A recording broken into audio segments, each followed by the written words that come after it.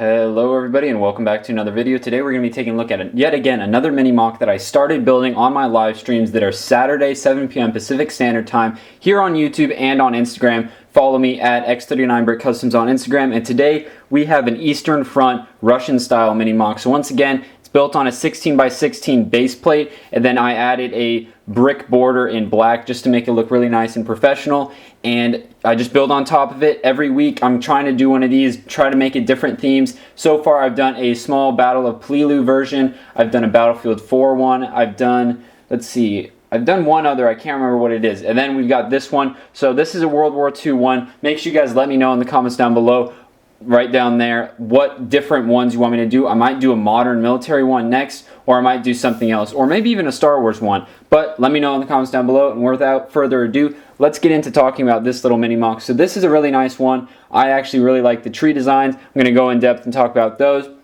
So this is mainly made up of white plates. So what I decided to do was cover it with 4x6 white plates as the base layer. Then what I did, it's kind of hard to see, but basically this gun, this artillery gun here, if I don't want to move it, but if you guys see, it's basically at an angle here. It's up on this little ridge. So this is elevated up on the front corner, so they got the gun up with some cover there, and then there's some more elevation down here, and there's kind of a pathway running through it. So once again, all in white, did some layering there. I wanted to keep it kind of Battle of the Bulge, or not Battle of the Bulge, but you know, the Western Front or the Eastern Front, one of the two, the Russian winter. I guess these guys wouldn't be in that color of uniform, but those are the Russian minifigures that I had on hand, so that's what I decided to use. So I guess, you know, talking about the minifigures, I guess we could go in depth and I could show you guys these, so I'm going to zoom in for you.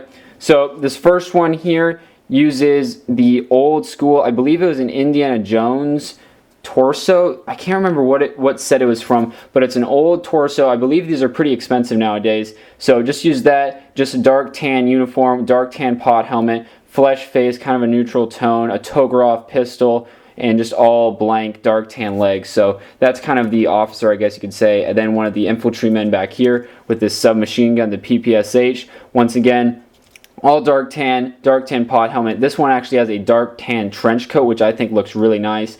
And then he's got kind of the angry face there, because you know everyone's angry during the war. So got those two guys on there. Once again, just the two figures. And then I guess while we're zoomed in, I can show you guys this field gun. So this is a field gun. I believe it's a Russian field gun.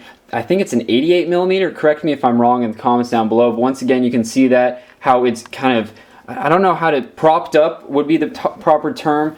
It's propped up there so it can shoot down a hill or whatnot. Then back here we actually have some 22 long rifle casings. Now I got a lot of comments saying this was a great idea, and I saw this on Flickr a while back and I thought it was perfect. These are just spent 22 long rifle casings, so there's no, you know, risk of these going off. It's just the shell, and they're like perfectly sized for minifigures, and they're real brass and they're shiny and whatnot, and they've got that cool look to them. So that's just a little trick. They're really cheap, you know, you can find these at any shooting range. You just pick them up off the ground. But I thought that was, you know, a cool little addition, just adding a pile of spent shells. It not only adds to the detail of the mock, like, you know, this gun's been heavily used and there's shells in the back here, but it also adds some color to the mock, you know, adds some metallic elements to it, which I think looks really cool. Then moving on to the trees, the main part. These are a really cool tree design. Once again, I believe I saw this on Flickr. And basically what it utilizes is the 1x1 snot pieces that have the studs on all four sides. And what you do is you stack those up, and then you stack up these grass stalk pieces, and then you can just put, you know, like I start with like 6, 5, 4, 3, 2, 1, and that way it gives it that, you know, conical shape that looks almost like a Christmas tree or like a Douglas fir tree. But that's kind of how I did those trees. So we got the largest ones in the back here, second largest, and then a small one in the back. I think that not only, I think it gives it really good contrast between the white snow and then the green trees. Then we got the brass shells. Overall, really excited about this little mock. There's not too much else to talk about. Let me know in the comments down below what other mocks you want me to do.